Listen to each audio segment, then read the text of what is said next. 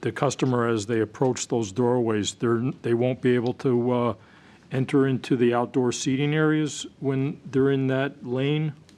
Yes, that's a way to cordon off the outdoor seating, and that's something the ABCC looks for as well as this board looks for. Okay. So that folks aren't just meandering in and out of the seating area.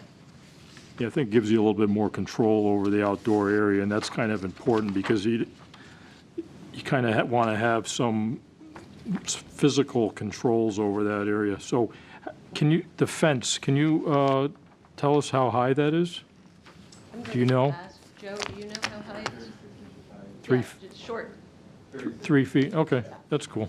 All right, and then just a couple of questions for the inside. So it looks like there's a better flow, I think, from the customers for both wings. And I see that there's a new bar here towards the back. Let's talk about the live entertainment. I think Thursday nights, at least, there's live bands? We do have an entertainment license. We're not asking for that to be Yeah. changed. Now, I'm just trying to understand where that would be located on the plan. Is there like a designated area where the band would set up? Being set up in the corner on High Street, the front entrance, the front side of High Street on the corner of the building. If you're looking at your plan and the bar on the lower portion of the plan. Yep, I see that. Okay. So you would move those tables out of the way for, so the tables would be relocated for that type of, yeah, okay. And then just one last question about the emergency exits at the rear of the building. So I see a number of swing doors there, but they're not, I don't think would be all of them would be apparent to a customer that's not familiar with that.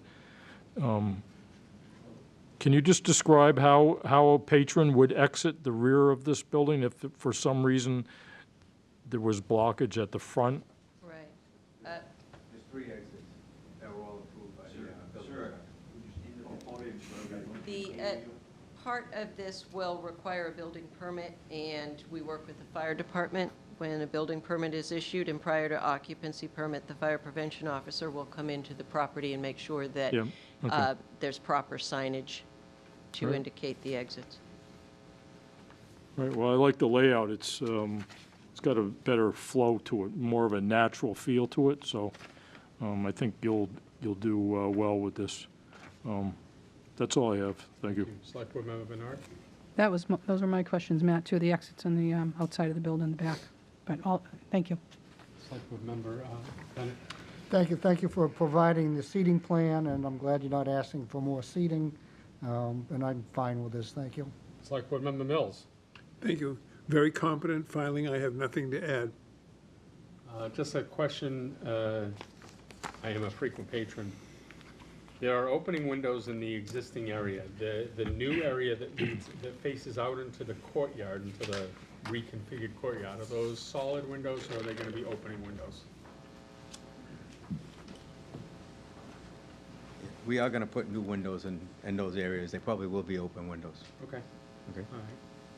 All right, those are the only questions I have. This is a public hearing. Is there any member of the public who has a question? Mr. Yes, sir.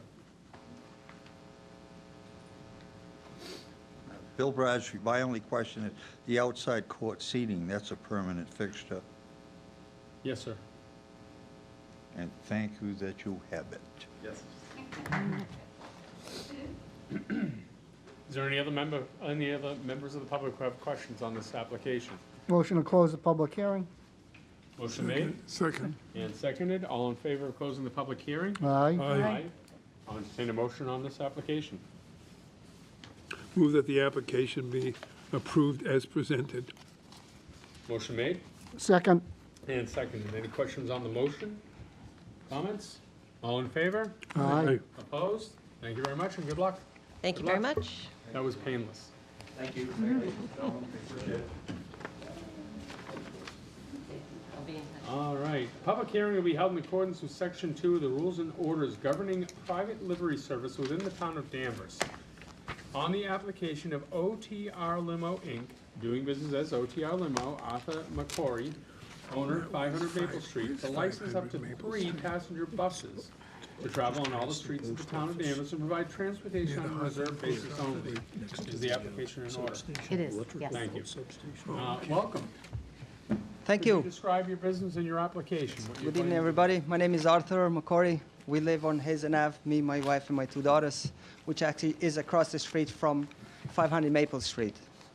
And we have a small little livery business that we trying to park across the street from where we bought this building about a month something ago.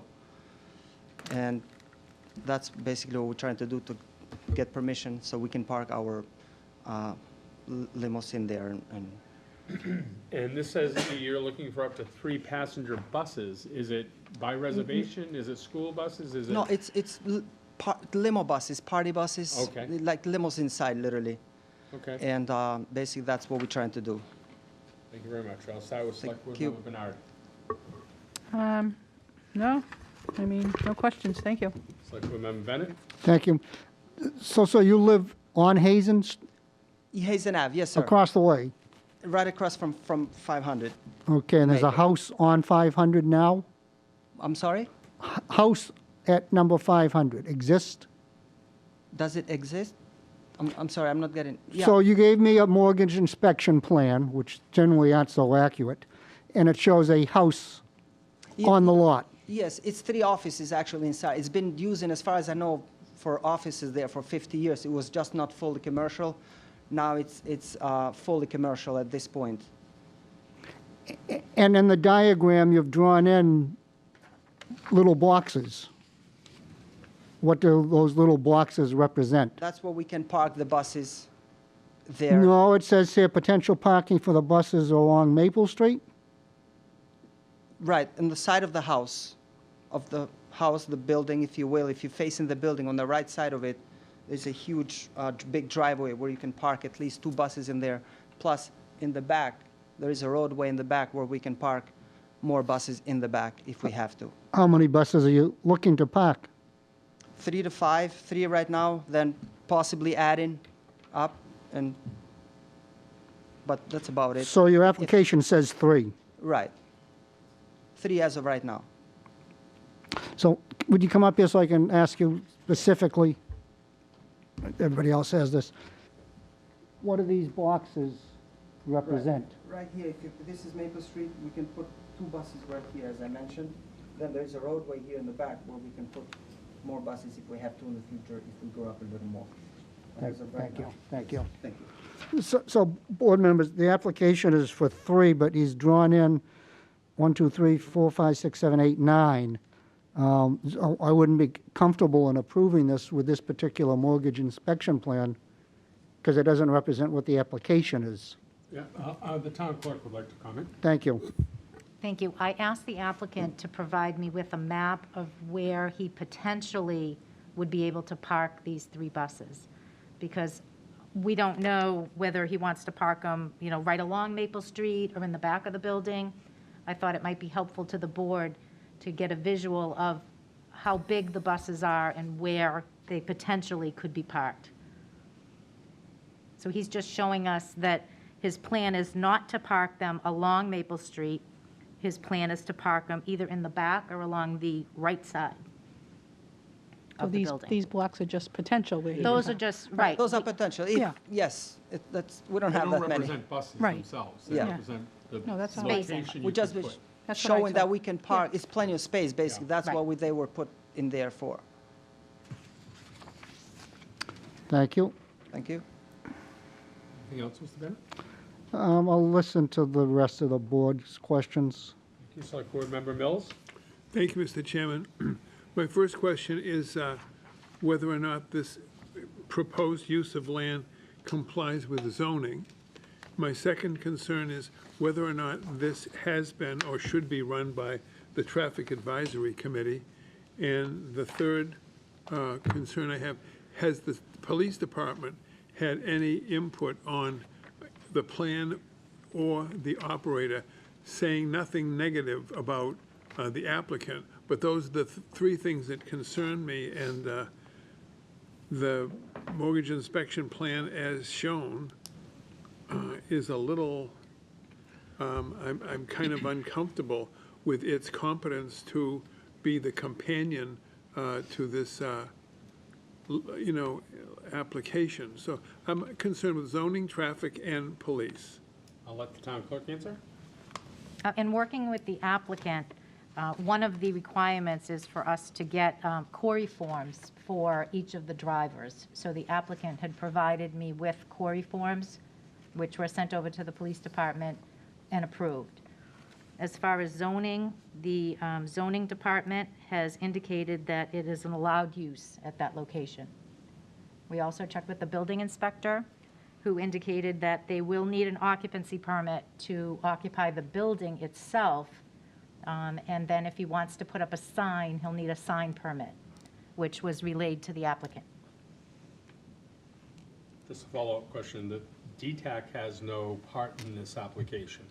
This is not a traffic advisory issue. This is land use issue. Is that accurate? Kathy? I wouldn't have run it by traffic Okay. advisory because it's an allowable use for that property. Thank you. Mr. Mills, any more questions, sir? No, I'm comfortable with Kathy's report on status, so I still I agree with Dan that the accompanying plan is a little unsettling in its, so I've said that. But otherwise, what Kathy has reported satisfies my other concerns. Select Board Member Duggan? Okay, so to me, this is two different things going on. One is the agenda item that's asking or requesting the ability to travel the streets of Danvers with these vehicles. But I see another issue here with the actual property. So this is it's classified as an office, this structure, and it's in a residential 3 zone, so it's non-conforming. And to allow additional commercial vehicles to be stored on site here, I think that makes it even more non-conforming. I believe that this would require a use variance to store these vehicles outside. I believe this is one of the 3 properties that was rezoned through the owner's petition. No. That's what I No. thought, too. We have an application by which the building inspector says this is a zoned location. The zoning- And well, pardon me? The zoning board. The zoning board, pardon me, the zoning board themselves said this is an allowable use at this property. The ZBA? It was passed in November of this year, fully commercial, to Zone 1. If I may, Mr. Chairman? Yes, please. Part of the delay from the year before for the citizens petition, this is one of 3 parcels that town meeting approved, and Matt says it wasn't one of those 3 parcels? No, this is to the west side of the substation where the roadway is. The 3 parcels that were approved at town meeting were to the east side of the substation. There wasn't one on the other side of the substation? No. I believe it was. Yeah, Yeah, I believe there was, but I'm going to rely on the ZBA in their judgment, and this application specifically goes to them, and they confirmed it's conforming. That would have To been the at a use. public hearing? No, I had a sign off from Georgia Prendergast Right here. in planning and zoning. Yeah. I specifically went over this Yeah. application with her. I just looked up the warrant. 490, 492, and 500 were the 3 addresses that were voted on at town meeting. This is 500. Okay. Well, pardon I'm in error then. Do you have more questions, sir? No, I'm all set, thank you. So I'm sorry, go ahead. Let me do my Yep. questions, and I'll open it up for more comment. I understand Dan's, Select Board Member Bennett's comment about the map, but the map itself is actually just a diagram showing the potential location for the 3 buses that are being applied. 3 buses are here. If they had a parking lot and they had lines in it, it would be similar. The applicant was asked by by the town clerk specifically say, where could you park these 3 buses? And they've indicated 3, 4, 5, 6, 7, 8, 9 or 10 locations that they could potentially park those 3 buses on this lot. The application is for 3, we're being asked to approve 3. If they want to go to 5, they'd have to come back to us and make that and make that pitch then. But these squares are not buses, they're potential spots for people to put that bus. And so I'm perfectly fine with I realize it says house here, but it actually is a commercial property, and 500 was one of the 3 town meeting did approve, so I'm perfectly fine with this application. And you had a follow-up question, sir? I did, just a comment. I understand now what it means. The question was, where could you, instead of where will you? Right. I would have been more happy with a where will you response of where they put the buses, but basically, you can probably put it any place they want. But the application really is to allow for 3 licenses to travel on the streets, and they'll be stored at this property. It's confusing, and again, it's a mortgage inspection plan, which is as good as the paper that it's printed on. But that being said, I'm fine with the application. I am as well. Are there other comments from the board? Yes, sir. Can you tell us the size of these buses, please? Do you know the weight? 14,500 pounds, 14,000, okay. And the number of passengers? 20 to 22. Yeah. See, that, in a residential, that would require a variance. Anything more than 13,000 pounds or more than 12 passengers is not allowed by right. I will vote in favor of allowing the vehicles to be used on, to carry, provide transportation on the streets of Danvers, but I don't think this board has the ability to dictate the zoning or the ability to store vehicles there. I think I'm going to follow up with the land use department. So are we just voting on the ability? After I have public comment, we'll vote on the application as presented in this agenda. Okay, fair enough. Or the application as presented by the clerk, as it were. Any more board comments before I go to the public? Anybody, this is a public hearing. Is there anybody from the public who'd like to make a comment? Sir, please, welcome. Good to see you. Thank you. Hi, I'm D. Joko, Precinct 6. I used to be Precinct 8. Sorry about that. They moved me, so town meeting member, Precinct 6. Actually, I think I'm still 8 until after the elections, right? January 1. I take that back, Precinct 8. I'm rising in support of this application. That property on 500 Maple Street, I think was almost abandoned. So it's my neck of the wood. So I'm really grateful that we can actually use that for something useful. And also, full disclosure, I have used the services of Arthur. He drove my wife and I during our 20th anniversary in one of those limo buses. And having it next to the house would not be a bad thing. But I do think that it's a great thing that we can use that property for something useful, because it was abandoned, and having something useful, that would be great. So I hope that the board will take that into account. Thank you. Thank you very much. Is there any? Yes, please. Welcome.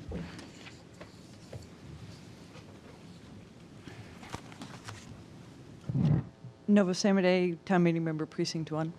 I do understand what Select Person Duggan said about the residential, whether or not the zone can say whether or not a bus should be in the residential, but we did rezone it to a commercial zone. So I don't see any reason why they shouldn't be allowed to store a commercial vehicle on a commercial plot at this point. So I just want to rise in support of this. Thank you. Thank you. Please, again. And speaking of residential area, if you know, it's right off Maple Street, and there's not a lot of houses there. When you go up Hazen, there are houses on both sides of the road. But on the side of that building, there's some electric things. And behind the building, I think the closest house, I mean, you can't even see the closest house from there. So I don't think there'll be any disturbance there for anyone. It's kind of like a little lot on its own where you have the electric grill on one side and going behind it. And then there's, I don't know if it's pond or like wetland. There's wetland behind. And then on the other side is the little post office. So there's not really, the residents are on the other side going up Hazen. So I think we agree, this was rezoned, it is commercial, it is by right to allow this use. But Town Clerk, did you have something you want to offer? I do. One of the requirements for a livery license is to notify the abutters. In reviewing with the assessor's office who the abutters were, that parcel is surrounded by town property. So I took it one step further than that and went to the 2 residential houses on either side and notified them of the public hearing, as well as advertised in the newspaper. And you also pointed out that in the application, it lists the vehicle type. And so that, the Ford E, whatever they are, E450, 24 passengers, Yep. and so on and so, the Freightliner, and so on and so forth. Was there other public comment, Mr. Bradstreet? For your next job, you want to be postmaster in Hawthorne. I don't object to the person operating the business. My question was, David Mills asked about some kind of informational report from the traffic advisory. I think I That- answered that, sir. Well- Traffic advisory is not part of the application. Okay, they have no input in this? They're not part of the application. All right. And my point being, without their input, is that section of Maple Street is not heavily traveled all the time, but at certain times it tends to be busy.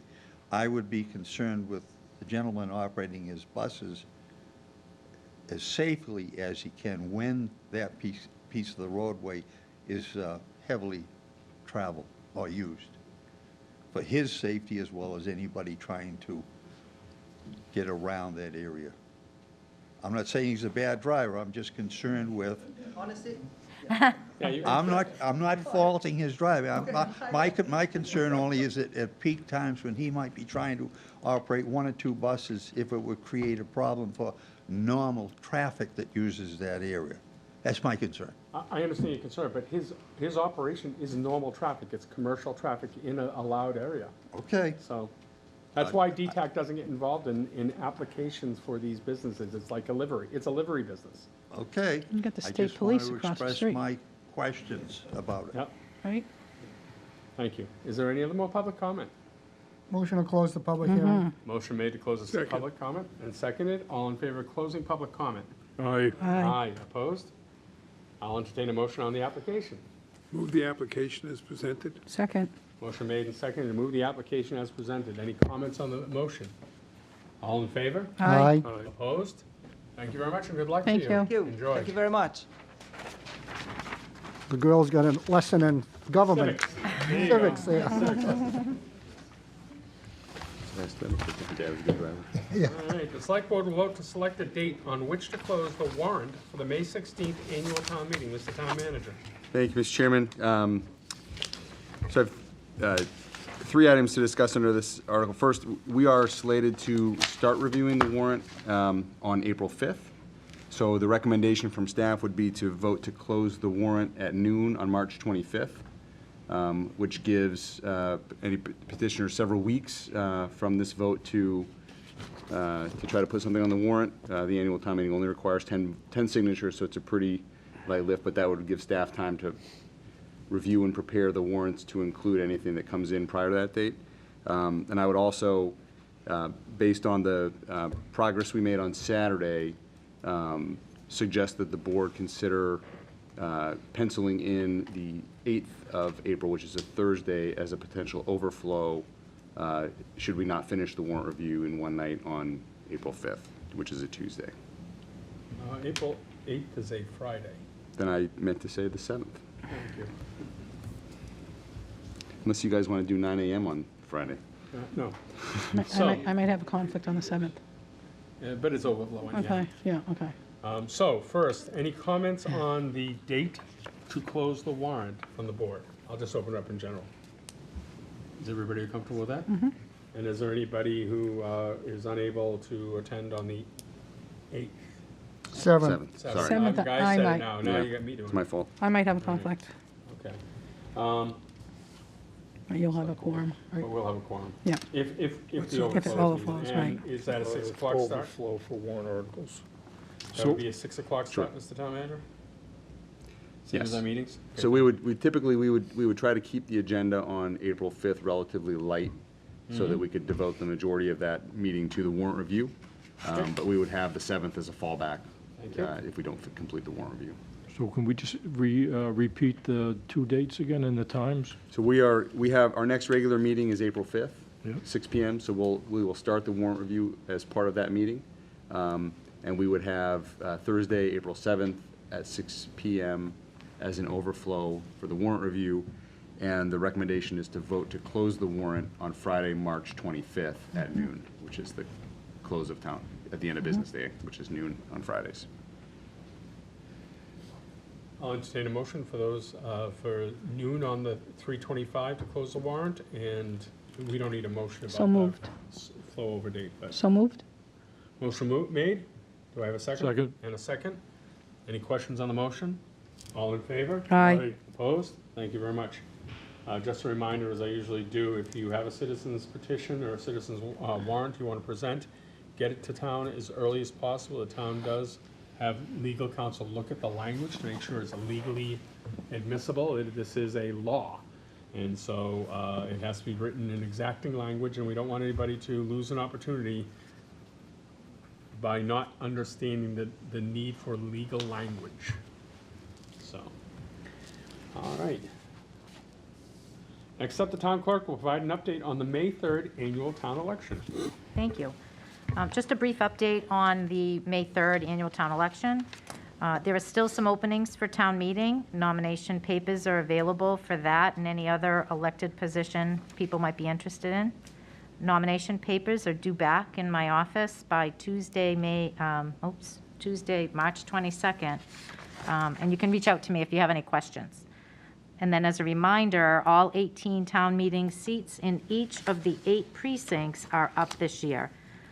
In each precinct, the top 6 people will get the 3-year term, the next 6 will get the 2-year term, and the last 6 of the top 18 will get the 1-year term. Ballot placement would be on Thursday, March 24th at 6 PM in the Toomey Room. The names go in a hat and then are drawn to determine where they'll fall on the ballot. And then the polls will be open between 7 AM and 8 PM on Tuesday, May 3rd. I can answer any questions. Questions for the town clerk? I have one. Have you filled the registrar's spot? We have 2 applicants right now. We would present those to you for the next select board meeting for you to review. I might have a 3rd candidate interested, but it could be somewhere between 3 and 4 candidates at this point. Thank you. Thank Any you. other questions? No questions? All right, thank you very much for your update. The town manager will report to the board on various items of interest. Thanks, Chairman. Pretty light update after our marathon budget workshop on Saturday. Thank you all again for a successful day. Our staff always enjoys coming and having the chance to discuss what we've been working on in the year ahead, and so we appreciate that.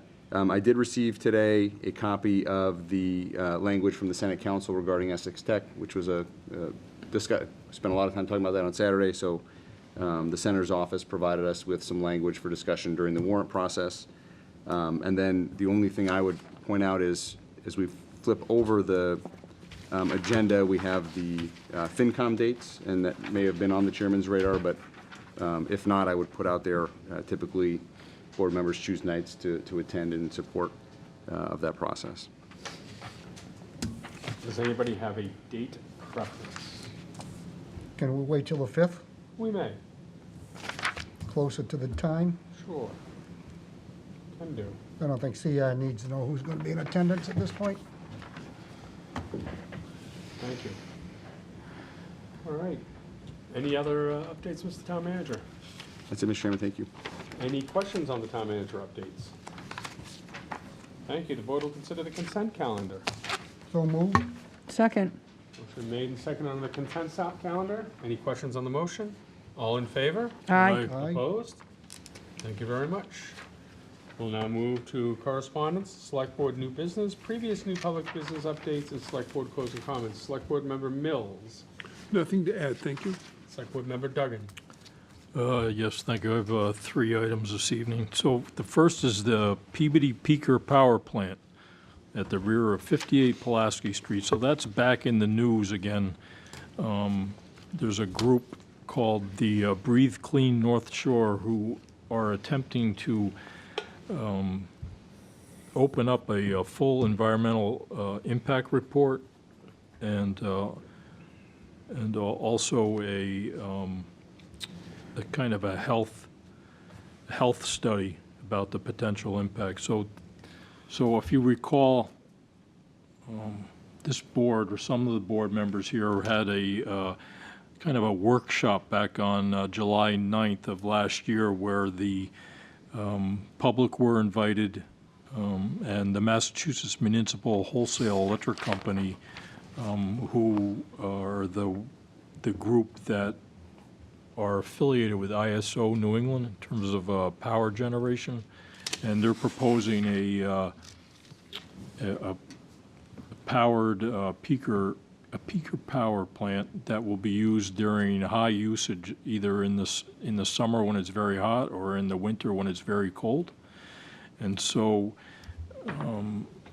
there are a number of people that are concerned that we're using fossil fuels to power this plant at a time when the climate, there's climate initiatives to kind of go towards clean energy. And there is also concern about the exhaust from this plant affecting Danvers homeowners that live downwind. So that would be sort of around the bowling alley and down North Shore Avenue, Jacobs Way, that area. So this group, Breathe Clean North Shore, there's 5 members of that group who are they're doing a hunger strike, I guess is the best term to use. And that starts today.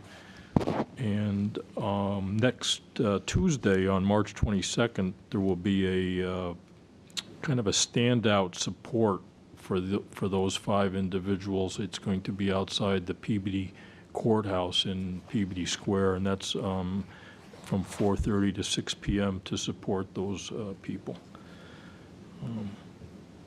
I tried to speak with Representative Sally Kearns about this. She had appeared at that July 9th meeting, and she stood up and spoke about the need for some type of comprehensive review of the health impact of this plant. It's proposed to only run maybe 250 hours a year, but that may be a low estimate. So again, the group that's initiating this this effort, Breathe Clean North Shore, they have a Facebook page. You may want to visit that. The second item has to do with Essex Tech, and it's kind of a follow-up for what we discussed on Saturday when we did our budget review. We had Dr. Aricchio, who's the superintendent of Essex North Shore Technical School, and she came and gave us a presentation of the budget for Essex Tech. And as we noted, and Mr. Town Manager has described the increase from last year to be close to 14%. And so we have this reoccurring increase in Danvers' budgetary requirement, and we really have no control over, I guess, how many students from Danvers actually attend Essex Tech. So is there a way that we can kind of cap the number of students from Danvers that can attend, or is that kind of like a school choice? If you could just speak to that, because it seems like we should have control over the number of students that go there. We're number 2 in terms of participating communities. So you're speaking to the heart of the concern that we raised 2 years ago, which is that we as a individual member community have no control over the number of students that are accepted each year. And in February of 2020, that year, our assessment increased by close to $600,000. It was about a third of every new dollar spent across police, education, senior services, et cetera. So 33 cents of every dollar we spent that year was to support the increase in the assessment. We sent a letter to the school expressing some concern. We had asked that they have a conversation about reviewing their admissions policy to provide some guidance to member districts. I had conversations with the mayors and the managers who are part of the North Shore Coalition, which is an offshoot of the MAPC. There was broad support there to have this discussion because some years the smaller towns find themselves with a double-digit increase and they have to accommodate that halfway through a budget process. Sent the request. It was not acted on. When we followed up, a subcommittee met, I think, once and rejected the request. At the very beginning of the process, I was informed by both the superintendent of the school and DESE at the state. One of the undersecretaries or assistant commissioners had said the town could request that the school committee amend its own bylaws to put a sort of a guide in place for Danvers specific student numbers. We made that request in November of last year. I attended a school committee meeting to present that. I was invited to a subsequent subcommittee meeting. Finance Director Rodney Conley, Finance Committee member Ted Blake, and I attended a subcommittee meeting. The subcommittee, before we were asked any questions, the subcommittee went around the room and unanimously rejected the request. There was never any dialogue, never any questions asked. It was very frustrating. And we were told at the beginning of the process we could also pursue this legislatively. So after that meeting in December, I reached out to the representative in the center to say, we tried asking that the policy be reviewed. It wasn't. We then requested that they simply amend their bylaw to try to have our student population there mirror our general population with respect to sending districts, and they wouldn't entertain that idea. So that will be the discussion point for this, starting with this board, and then the finance committee, and then ultimately town meeting will have to weigh in on that. But what you alluded to, in that since the new school opened, I think that the student population at the school has increased by 39%, and the number of Danvers students at the school has increased by 125%. And in the past 3 years, our assessment has increased from $2.5 million to close to $4 million. And the point that Finance Committee member Blake made, I thought very well during last year's budget process, was we could accommodate probably half of we have 231 students in the school right now. We could take 100 of those students back tomorrow, which is not the proposal, without having a noticeable impact on the school budget, because most of the costs are fixed: the building, the insurance, the superintendent, the teachers, et cetera, which would then free up $1 million that could be reinvested in the schools, I think, which is was part of the discussion last year. So that's sort of that was a bit rambling, but in a nutshell, that's where we've been over the past 2 years trying to have this conversation. We were looking at the numbers today, and then the acceptance rates in Danvers have actually increased significantly since we first asked the question. So in the 2 years since we raised concerns, the number of students being accepted in school has actually gone up. Right. That truly is a drain on our high school. So we have the fixed costs there. I think I see the upward trend, even though the superintendent said that they've plateaued in terms of the number of students that they can accept. I think that their long-term strategy is to kind of continue the growth, well over 2,000 students. And so as they continue down that path in terms of growing the school, reallocating space for classrooms, I think it's really, the cost could go, above 5 million, or, I mean, I'm not sure what the final number could be, but it's certainly something I think that it requires legislative assistance. It doesn't sound like the school board there is willing to kind of work with us, so.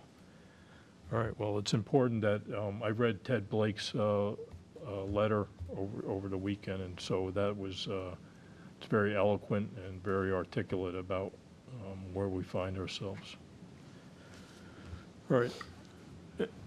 And just one last thing. I talked about water meters recently. There's been a failure of the gasket on the bottom of water meters, and there are some residents who have had their basements flood out. So I went to the water and sewer meeting on the 3rd, March 3rd, and I learned that there's a problem with the quality control of the meters from the company. Neptune is the manufacturer. And so I was told that the residents that have been impacted by this, they don't need to file with their homeowner's insurance or even with the town, that they're being directed by the DPW. The residents directly contact the manufacturer. So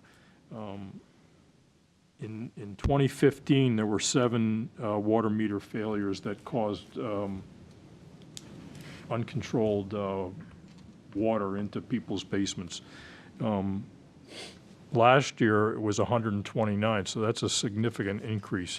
And I'm told that the failures happen during extreme temperatures, so in August and in January and February. So 129 meter failures doesn't sound like a lot. It's kind of sounds almost insignificant unless you're one of the 129, then that's a big deal. So I mentioned to the commission that they should try to have a little bit of public outreach to kind of give some guidance about what to look for. Sometimes water meters can be buried. They're either in a closet or they're behind other things, out of sight, out of mind. So it's difficult, I think, to recognize when there's a potential problem. It might start out as a couple of drips, and then when the failure actually happens, it's pretty much full bore water pouring.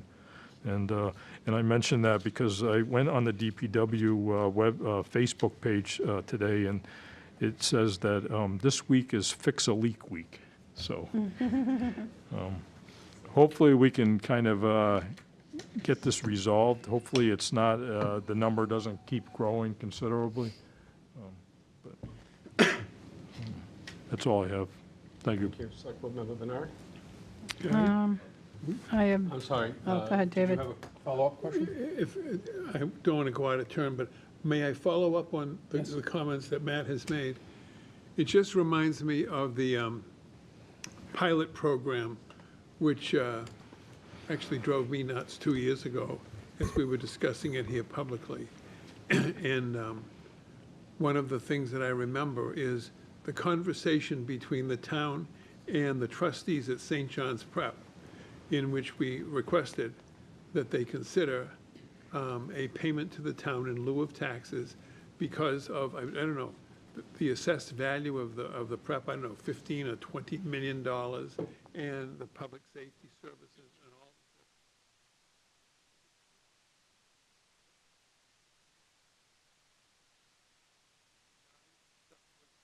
Well, we're not fighting whether you have the protection of the law. We ask if you would be willing to make a payment in lieu of taxes to cover your costs. No.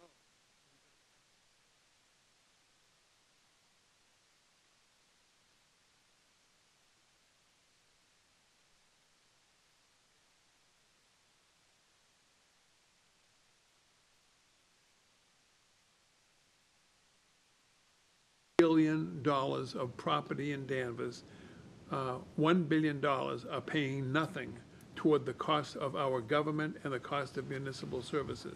Doesn't seem fair, That's the way the law provides it. Then, we come to Essex Aggie, and I've watched as carefully as I can to understand the terrible difficulty that the town manager and Ted Blake have had dealing with Essex Aggie, which essentially says, we don't have to respond to you. We don't have to meet with you because we are protected by the law. And to some extent, they're protected by the law. And that just means we need to work with our legislators to change the law. And I said, we need to change the charitable free exemption of $1 billion worth of taxable property in Danvers. And people have said to me, well, Harvard and Boston University and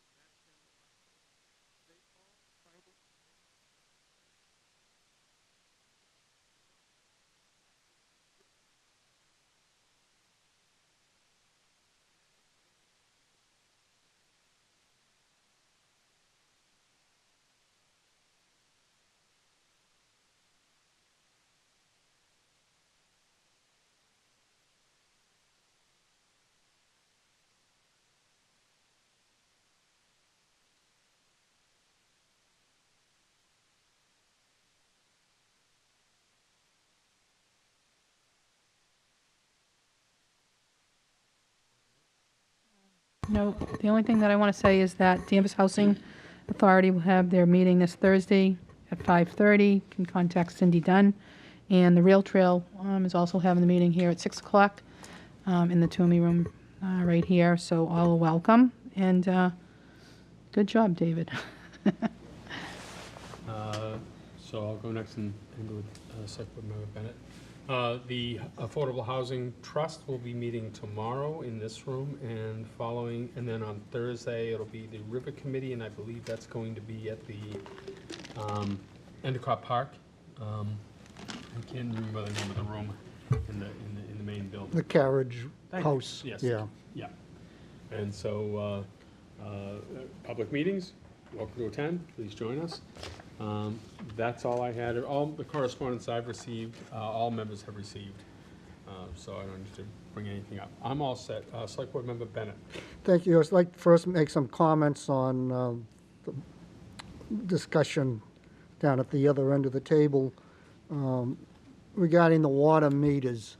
It would seem to me that the Water and Sewer Commission can identify the type of water meter that Neptune has put in and the date they were manufactured and or installed.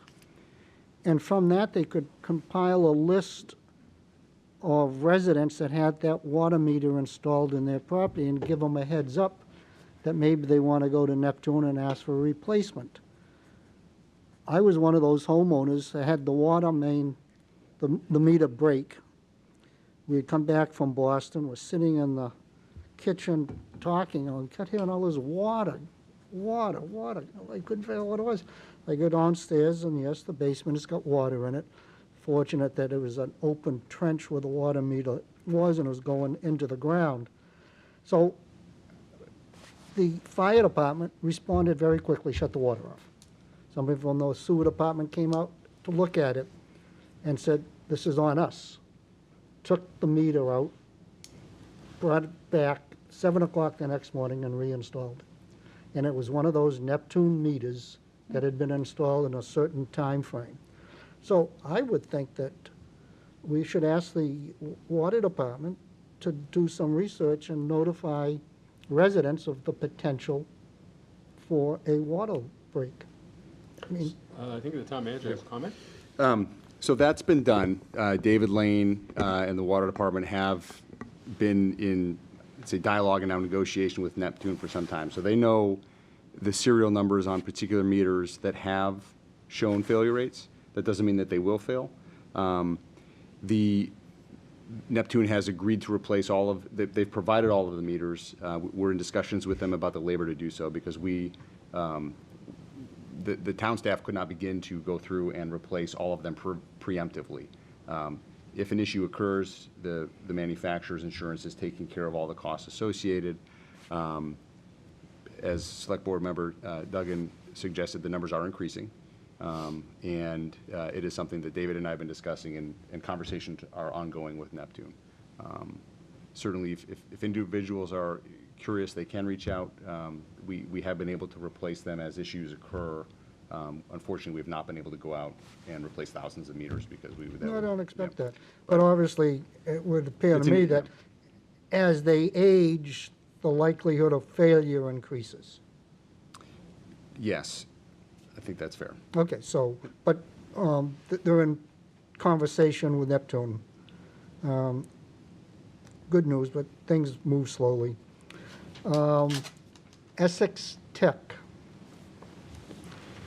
I sat on the merger committee between the Aggie and the Tech a number of years ago. And that merger took place because of legislation by our state reps, senators.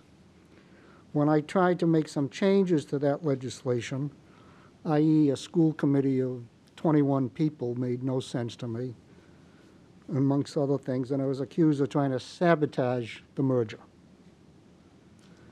So to get legislation changed will be difficult, but that's the route you have to go, because that was set up under legislation subsequent to the original legislation to establish the vote in the number of communities. You're spinning your wheels talking to the superintendent. I like Heidi very much. She's very competent, but she's not going to do anything for us. We really need a representative and senator to come up with some reasonable language to change the legislation. Again, that will take time. So and I would just, as a follow-up, the good news is we have that language now. It's actually very short. It's a couple sentences. Good. Council at the Senate, we asked whether that's something the town attorney should prepare, and the senator said, no, let us work with Senate counsel. So we got that today. It would be simply introducing a couple of sentences to the enabling legislation specific to the town. And obviously, ultimately, it's up to town meeting, but if town meeting should move it forward, the senator and I talked today that then, she and the representative would try to shepherd it through. All right, great. So you have a path forward. That's good to hear. Can I ask a follow-up? Yep. The language you got, would it be available for a select board member warrant article to be presented at the next town meeting? Is that the timing That is that would happen? that is the timeline. Thank So you. it would be Very before this board next month. The May town meeting? Correct. Okay, good. Thank you. That's good. I have a request of my fellow board members and staff sitting here at the table. If you travel out of state, you come back within 5 days of a meeting, would you just kind of raise your hand and let us know that you were out of the state and you're back, to give me the option to bring a mask or not bring a mask? So I just, if that's a reasonable request. COVID is not done with us yet. So I'd appreciate that, if we could do that. With that, I would like everybody to remember the veterans and thank the veterans for their service. Thank you.